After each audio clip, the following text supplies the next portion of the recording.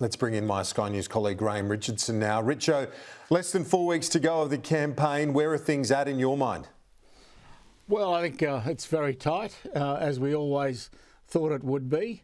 And so I don't think anyone can state with really firm conviction that someone's going to win. I still feel that Albo's probably got more of a show than Morrison at this point, but it's so tight that I think making predictions is a pretty hazardous business at this stage. And when Anthony Albanese seemed to get a bit of momentum back to regroup, including at the Sky News Courier Mail People's Forum, then went into isolation with COVID. It's an unusual campaign to say the least. Yeah, well, that's pretty unfortunate. I mean, I feel sorry for him. He didn't have the first few days weren't terrific for him. I don't think anyone in Labor should try and argue anything different.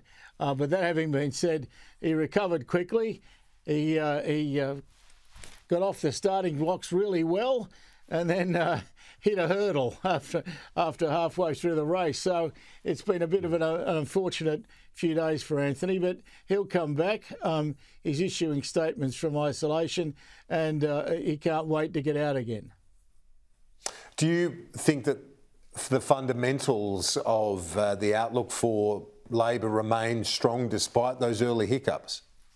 I think yes. I think I still believe Labor's going to win, but I think it's so tight that I don't intend to put the mortgage on it. But I do believe that Labor's going to get up. I think Anthony's worked so hard over the last few years that it's just sad to see him get crook right at the moment when victory's at hand. One of the front benches with the biggest profile for the government, and certainly the most support, you'd have to say, in Queensland and certain other parts of the country, is Peter Dutton, and he continues with a very strong message as part of the government's car key election campaign. Yeah, well, Dutton's an amazing character, Kieran, because he's had a seat which for many elections was around 2%. Seats around him were lost to Labor on 4 and 5%, but Labor couldn't ever get to his 2%. So he's a remarkable local campaigner, probably the best in Australia. And so knocking him off is a really, really difficult job. I don't think I'll hang by the neck waiting until it happens. Yeah, absolutely. Couldn't agree more. And having seen him in the early days and done some seat profiles on Dixon, he's been able to hold on to it regardless, might get close here and there. But the problem for Labor is that he also resonates more broadly in Queensland and remains that senior figure in that state for the LNP.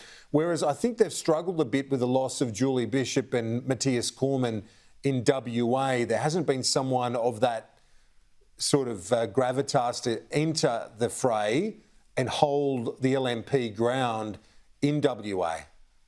No, I think those two losses were huge for the Liberal Party, and those sort of people don't get easily replaced because you only find them once a decade, and so you can't just turn around and open up the cupboard and pull one off the hanger. It doesn't work like that.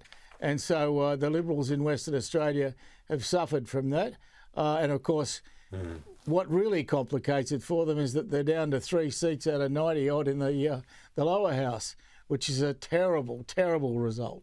So I think the West Australian Liberals have seen better days. And on the Anzac Day focus today, we've seen Scott Morrison warning about this red line when it comes to China, that it would be crossing a red line if the Chinese Communist Party were to build a military base in the Solomons. And also the Defence Minister saying that to preserve peace, we need to prepare for war, Richo. Yeah, well, look, this whole Solomons thing has been a terrible mess, really. The fact that we didn't really know it was happening would suggest a terrible failure of intelligence, a shocking failure. And I think somebody's got to be held to account for that, because it is something that's placed Australia in a much poorer position than it should have been. So I'm very much of the view that if there's been a foreign policy failure in Australia in the last decade or two, none of them match this. This is a really, really bad result for our country. Graham Richardson, thank you as always. Good on you, Kieran. Thanks, mate.